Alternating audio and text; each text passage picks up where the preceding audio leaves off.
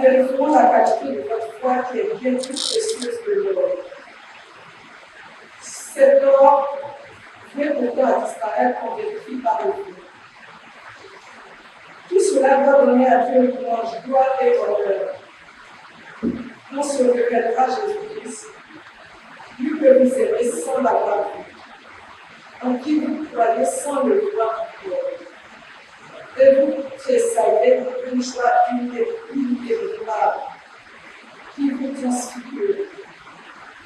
Car vous allez obtenir votre salut qui est l'aboutissement de votre foi. Avant que Seigneur vous puisse. Nous rendons grâce à Dieu. Nous vivons cette lecture par le Saint-Esprit par la prière.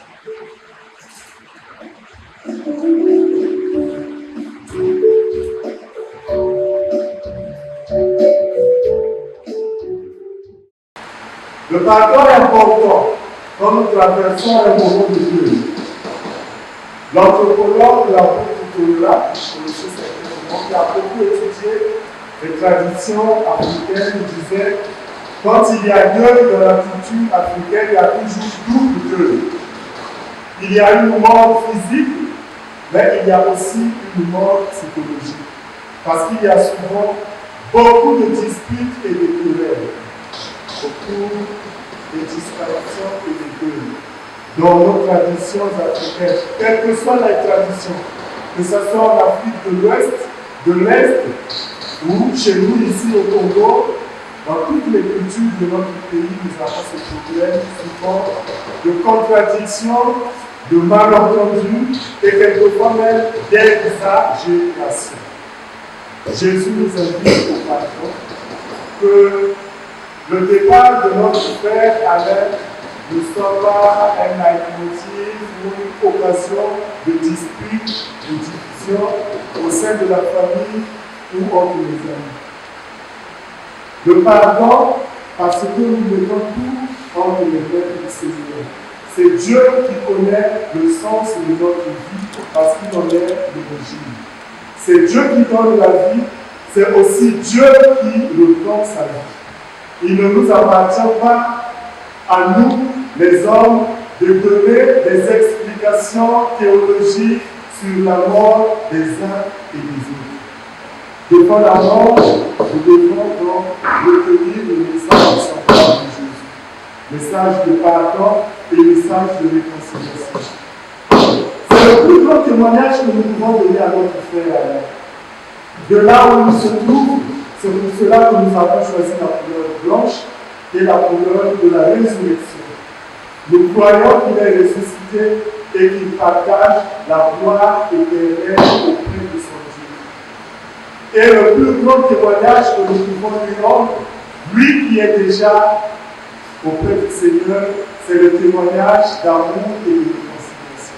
Il doit nous voir unis, solidaires, réconciliés. Parce que s'il nous voit divisés, il sera attristé de notre côté.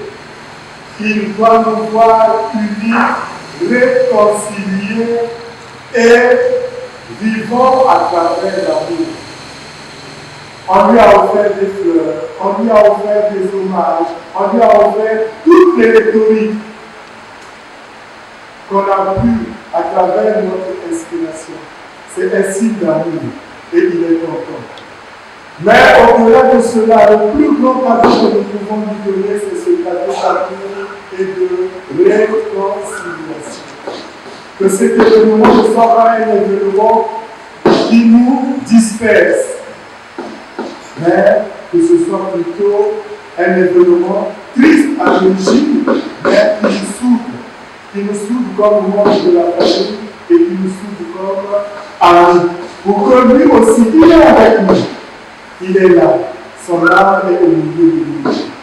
Et sa plus grande espérance, c'est de voir que les liens qu'il a tissés avec nous dans sa vie terrestre, que ces liens puissent perdurer et continuer.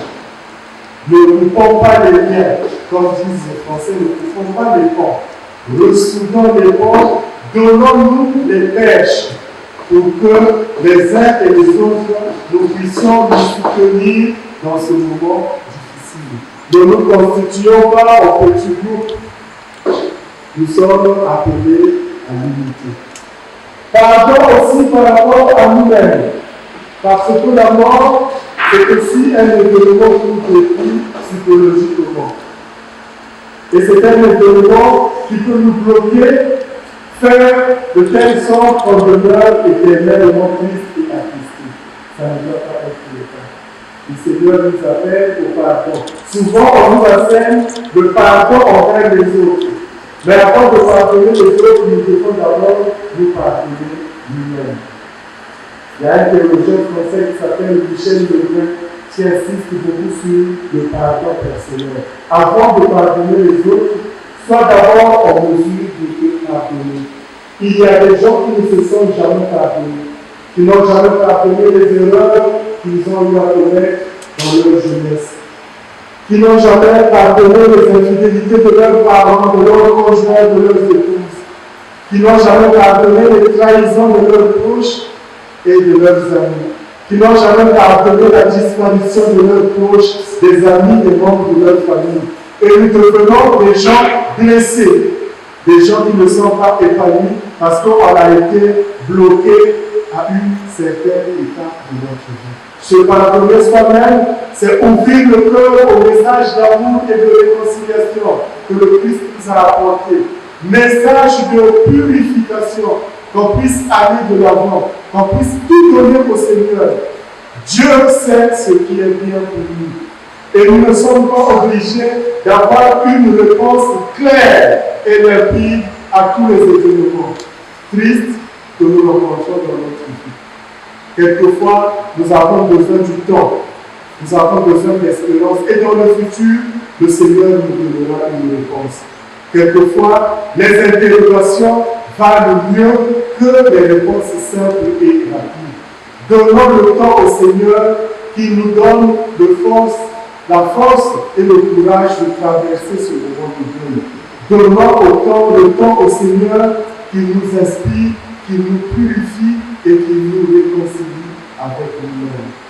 Et je terminerai par la note d'espérance que nous avons dans la première lecture. La première lecture nous enseigne que chez nous, les chrétiens, la mort n'est pas la fin de toute chose. La mort, c'est une nouvelle naissance. Dans certaines traditions, comme en Asie, j'ai beaucoup travaillé en Asie, j'ai été missionnaire en Chine pendant 11 ans. Les Chinois, ils ont des philosophies de la réincarnation, de ceci. Tu meurs, tu te réincarnes, tu deviens. Chez les chrétiens, ce n'est pas comme cela. Nous mourons physiquement pour renaître spirituellement auprès du Seigneur. Et notre frère, il a disparu physiquement, mais spirituellement, il est au milieu de nous. Et nous devons le rendre vivant en gardant les souvenirs que nous avons vécus ensemble. C'est son mode d'existence dans notre vie, dans notre mémoire et au milieu de nous. Et nous devons aussi continuer à prier pour lui, demander des messes pour lui. C'est son mode d'existence spirituelle dans notre vie et au milieu de nous. Et nous devons aussi continuer à garder l'espérance de la résurrection. Parce que le Christ nous enseigne qu'un jour, nous allons nous retrouver de l'autre côté. Il n'est pas perdu. Il nous a dévancés. Il est tout simplement allé plus vite que nous, là où nous irons tous, et nous allons nous retrouver dans la joie au milieu du Seigneur. Que notre tristesse se transforme en note d'espérance. Que la tristesse se transforme en joie, parce que nous savons que notre frère est aimé du Seigneur. Il est avec le Seigneur, et nous aussi, un jour, nous serons avec lui éternellement. Prions le Seigneur qui nous donne donc le courage de traverser ce moment difficile, mais qui nous donne surtout l'espérance de croire, de comprendre, d'intérioriser et surtout de retenir que notre frère vit au milieu de nous, il vit dans le Seigneur et nous nous retrouverons éternellement dans le Seigneur. Que le Seigneur vous bénisse, qu'il vous protège, au nom du Père et du Fils et du Saint-Esprit. Vers le Seigneur.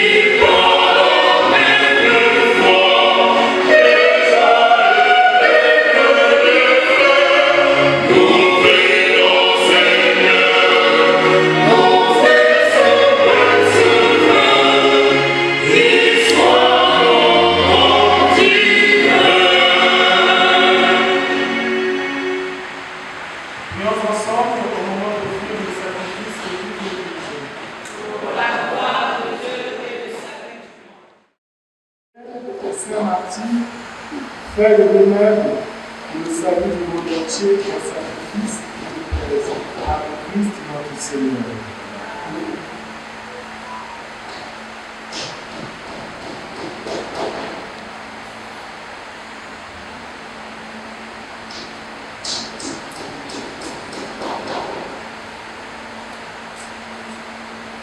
Le Seigneur soit avec vous. Et avec votre esprit. Pour notre Père,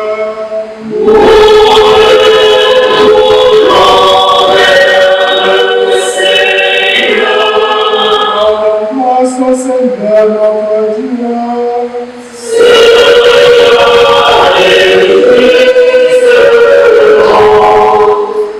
Vraiment, il est juste et bon, dans la gloire de notre Saint, de t'offrir notre action de grâce toujours dans Dieu.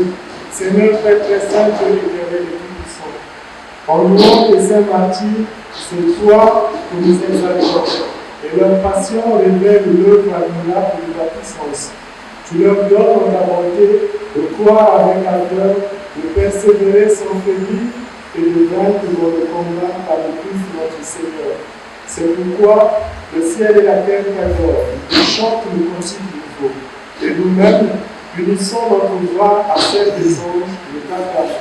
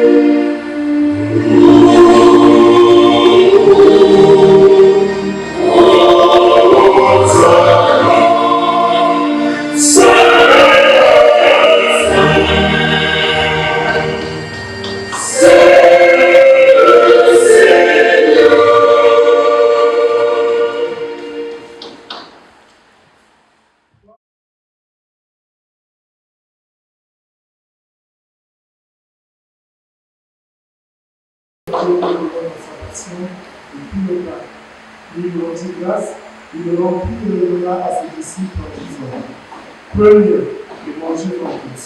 Ceci est mon corps livré pour vous.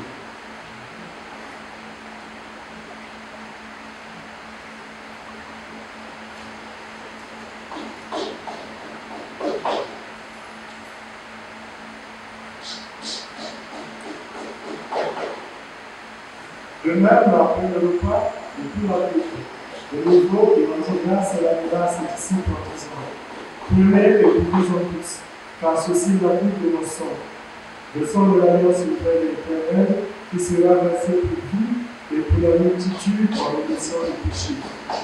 Vous ferez cela en mémoire de moi.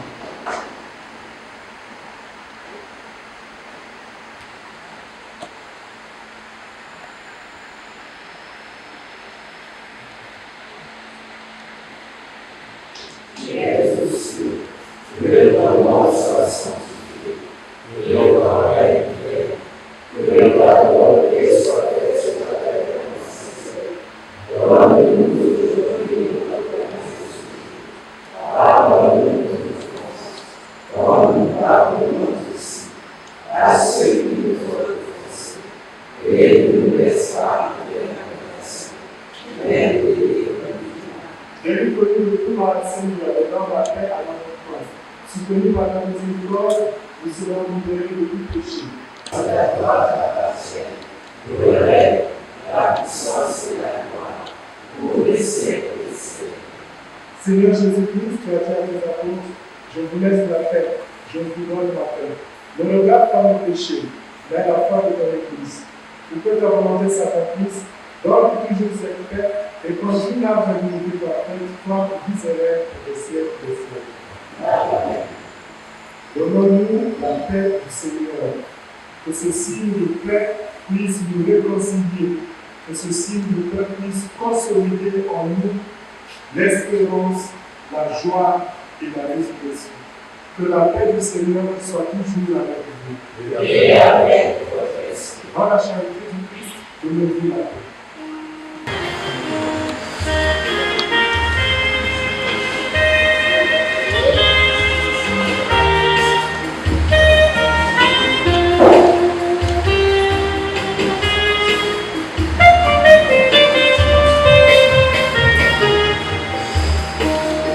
Oh,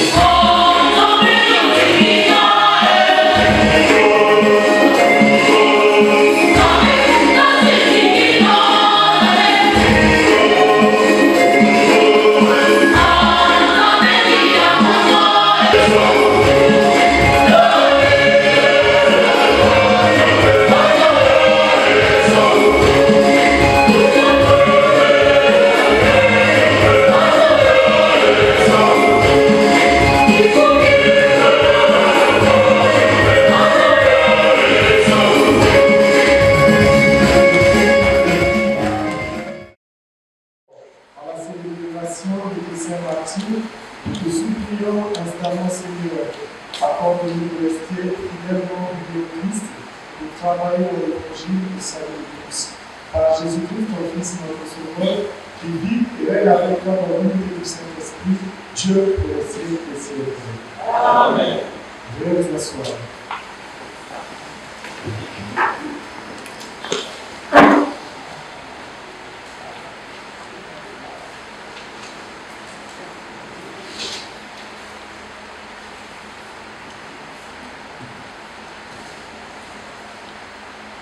Mesdames, Messieurs, chers parents, chers Adeka, un grand merci.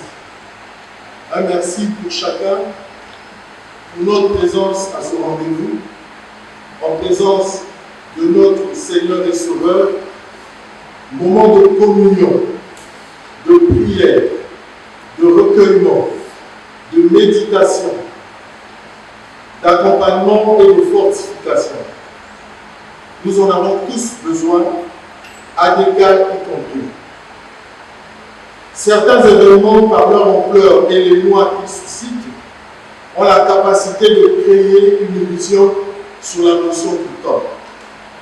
Le temps qui habituellement et naturellement s'écoule semble s'être arrêté depuis un certain 25 juillet 2023. Autour de midi comme aujourd'hui. La nouvelle s'est répandue telle une traînée de poudre.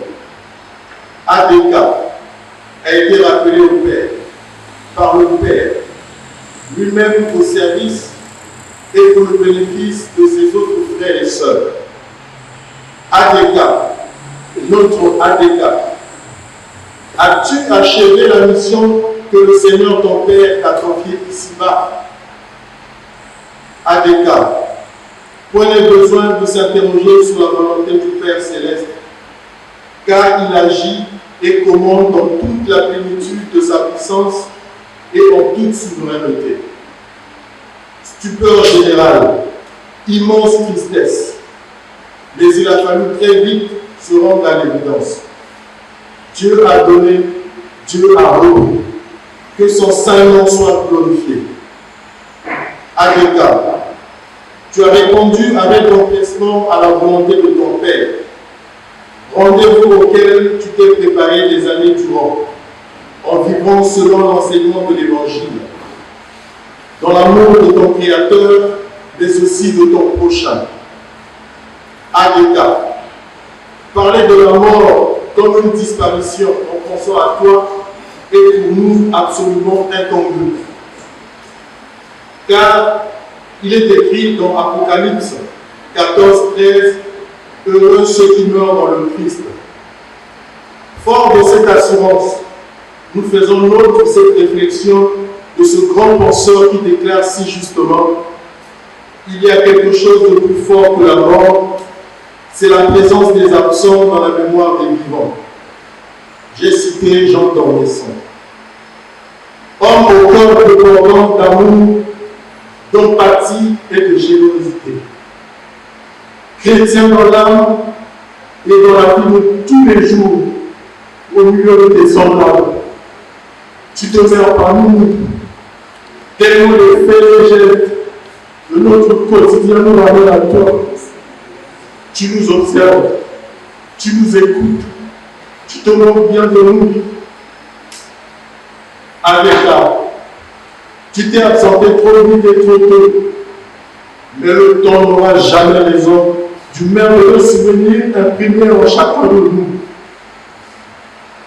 Tu nous transmets un héritage bien lourd à assumer et à porter, celui de l'amour des uns pour les autres, comme le Père Céleste nous aime. En véritable fédérateur, tu as inspiré une plateforme qui réunit autour de toi des hommes et des femmes de divers horizons. C'est une grande leçon d'amour et de fraternité. Adeka, Monsieur l'absent, ta douceur, ton humilité, ton honnêteté, ton sens élevé de responsabilité, autant de qualités qui font de toi un homme exceptionnel. Adeka, notre Adeka, Tu manques à ta tante Michel épouse Vicky. Tu manques à tes enfants, Ariane et Alain Junior. Tu manques à maman Marie. Tu manques à ta famille. Tu manques à tous ces enfants avec qui tu communiquais aisément. Tu manques à tes collègues. Tu manques à tes nombreux frères et sœurs que Dieu t'a donnés ici-bas. Tu manques à de nombreux inconnus que tu as secourus et réconfortés par ton sourire, par le discours et par le geste approprié. Tu nous manques. Tu nous manques, Adeka. Adeka à jamais dans nos cœurs. Notre Adeka incarné en chacun de nous. Adeka forever. Merci pour ta leçon d'amour. Merci notre Adeka. Merci pour le cheminement ensemble. Tu nous précèdes simplement sur le chemin. Que la lumière sans déclin t'illumine jusqu'au royaume. Adeka, nous t'aimons. Nous ne parlerons jamais de toi au passé. Merci.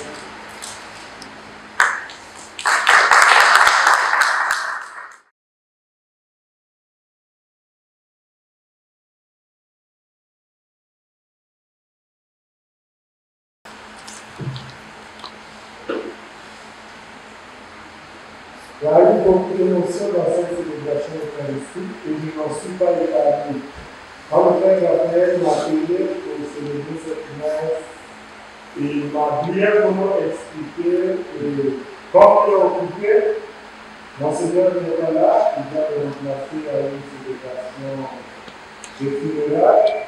C'est vraiment avec amour que j'ai célébré cette messe parce que le Père Raphaël, c'est un frère pour nous. Et je vous assure de mon soutien spirituel et de mes prières. Je vais continuer à prier pour vous. Le Seigneur vous aime, le Seigneur va vous consoler, le Seigneur va prier sa paix et sa joie. Et votre ami, notre ami Alain va vivre éternellement dans le souvenir de notre Seigneur. Amen. Amen. Le Seigneur soit avec vous. Que Dieu Tout-Puissant vous bénisse, le Père et le Fils et le Saint-Esprit. Amen. Allez dans la paix.